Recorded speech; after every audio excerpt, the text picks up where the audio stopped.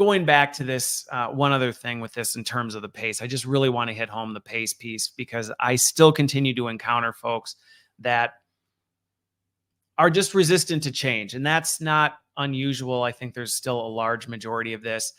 I look at the report I read that said, I think it said over 90% of people are only using generative AI products more than once a week, or no, are using it less than once a week. So less than 10% of people are using generative AI products on a multiple times a week basis.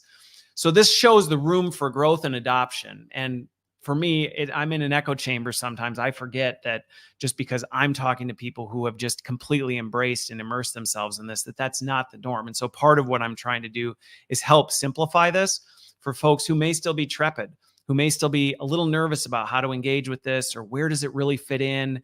Is this really for me? Will I really be affected by this? And if I am, how and where can I do that kind of a thing? Because this is, like I said, is going to be the differentiator, and the data supports it.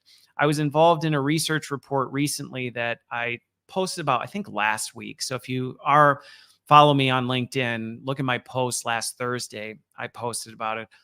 But 7 in 10 people today recognize their skills are lacking, and the timeline on how long any skills they have, the durability of it. They're recognizing, like, I don't necessarily have what I know I'm going to need to be successful today. I don't have it yet. And the time I have to get there is shortening. So 7 out of 10 people see that already. And that number is up from 2023, because if anybody goes, oh, well, all this happened in 2023, it didn't. The skill crisis has been going on for quite a while. Change has been happening, and it's not just because of generative AI. There have been a lot of other factors, but generative AI just put a bunch of NOS in the tank and cranked it up to 11. So now we went from a smaller population of people saw this need for them to grow, saw the fact that, hey, time is short. I don't have a lot of time to do this. Now that's up to 70% or more are seeing that this is there. So there's a greater recognition of this. And there's also the fact that people are taking more ownership of this. The same research report I was looking at talked about the fact that 2/3 of people are actually pursuing learning on their own. So for those of you who listen or watch who are learning professionals, that may sound threatening, but it's not, because the reality to this is no one in a vacuum can keep pace with what's going on. No single learning and development function, no single content provider, no single source of any sort of knowledge, any institutional knowledge is going to be able to keep pace, and people are recognizing that. So what we need to do with that one is, rather than trying to fight for market share, we need to just recognize that the dam has broken, the tides have overflowed. And right now, as we move into 2024 and beyond, we're just going to need to all kind of hold hands on this and go, hey, how can we just do everything we can to not only tap into what's available, we're still going to have to create some of these new things, but also going back to my earlier point of the importance of learning, unlearning, and relearning, people are going to need help to know how to do that well, because it's not just about, hey, how do we make sure people get the information they need and translate that knowledge into skill, which is a problem and a challenge in and of itself. But now we need to help people know, how do you do that? How do you do that faster? Then how do you also quickly identify, when do I need to scrap this and start transitioning? How do I quickly forget what I learned and then take some of the durable nuggets from that, then reconstruct it into something else? And that's a whole new set of challenges.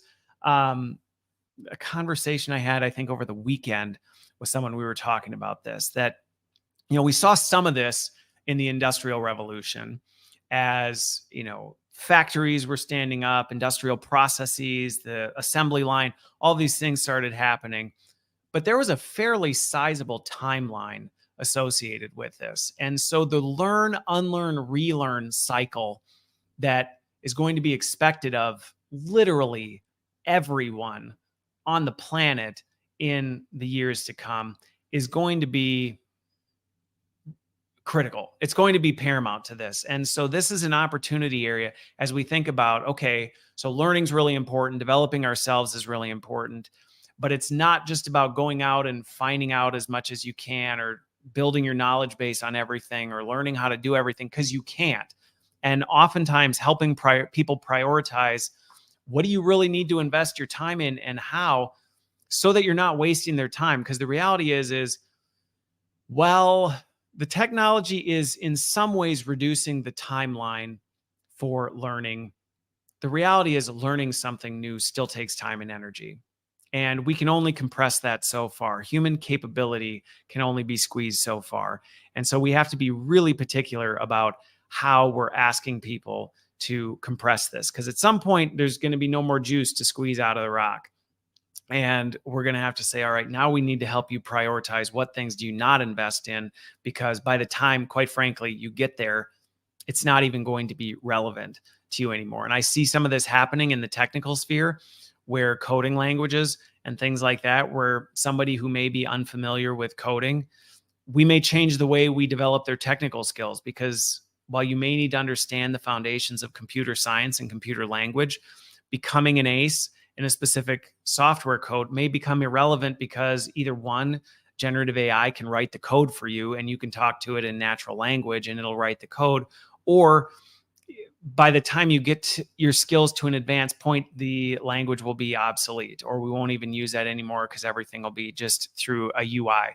So I think there's a lot when we think about what does this mean. And as I reflect back on the last 12 months, there's a whole lot that has happened and a whole lot of implications as we think about 2024 and the next few years coming up.